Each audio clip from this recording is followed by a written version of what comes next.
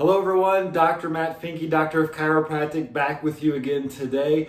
Happy July 1st, 2020.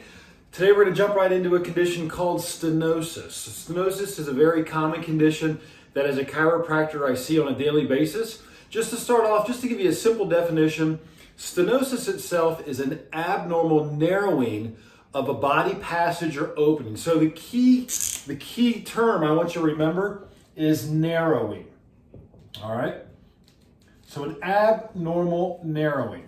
Now, specifically, we're going to talk about stenosis that happens in the spine, and there's two categories. The first category is the most common category that you've probably heard of, and that category is called spinal stenosis.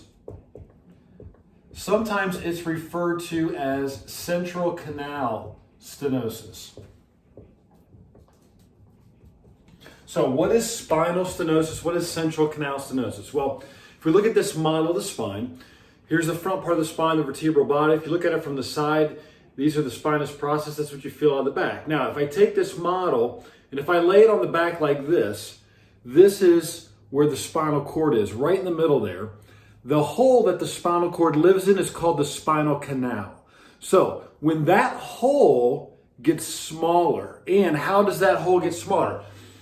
There's a couple of things that can build up inside that hole to cause spinal stenosis. Number one could be a herniated disc. You could have a herniated disc that's pushing back into that hole against the spinal cord and closing that hole up, causing stenosis. There sometimes is a buildup of fat that accumulates around that hole and makes that hole smaller. There's also sometimes a severe form of arthritis or bony buildup that will close down on that hole. The main thing with spinal stenosis is as this hole gets smaller, that spinal cord gets choked. So if you imagine my marker is the spinal cord, my hand is the spinal canal.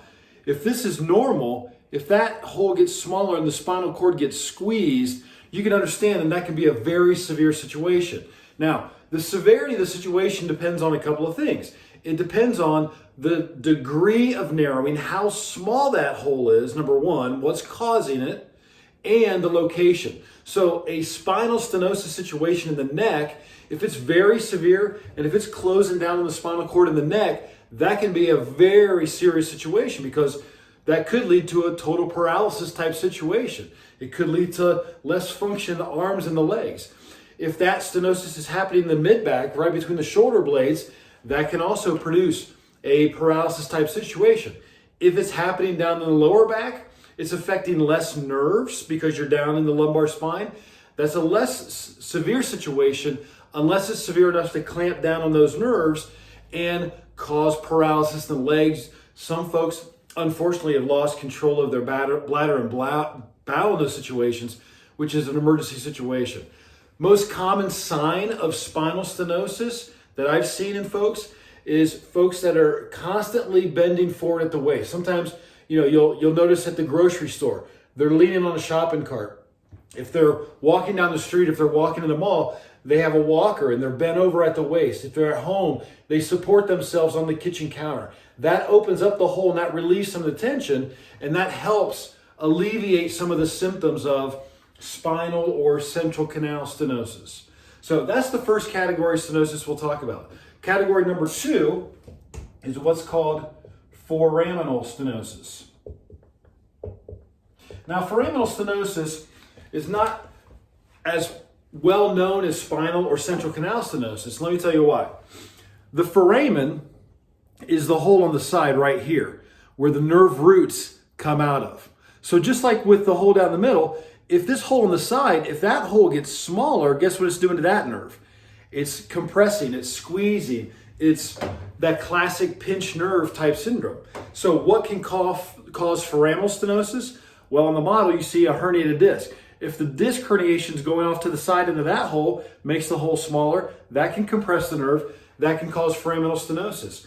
There can also be arthritis or bone spurs that form up around that hole, occluding that hole and compromising that nerve right there. And the most common cause that I see on a daily basis is when the spinal bones become misaligned. If they shift out of position and get stuck, it'll close that hole down like that and compress that nerve. And that spinal misalignment, as we've talked about before, That's called a vertebral subluxation. As a chiropractor, that's what I correct on a daily basis. So if you know someone that has either spinal or central canal stenosis or foraminal stenosis, the classic pinched nerve type syndrome, those are things that we can definitely help with. We definitely love to be able to give our opinion on the severity of it and give you an opinion on which is the right direction, whether it's conservative care like chiropractic or whether it is severe enough that you might need a surgical consultation. So contact me here. If you like this message, if you know somebody that has stenosis, please share it with them. Have a great day. Have an awesome July 4th Independence Day weekend. God bless, and I will see you next week.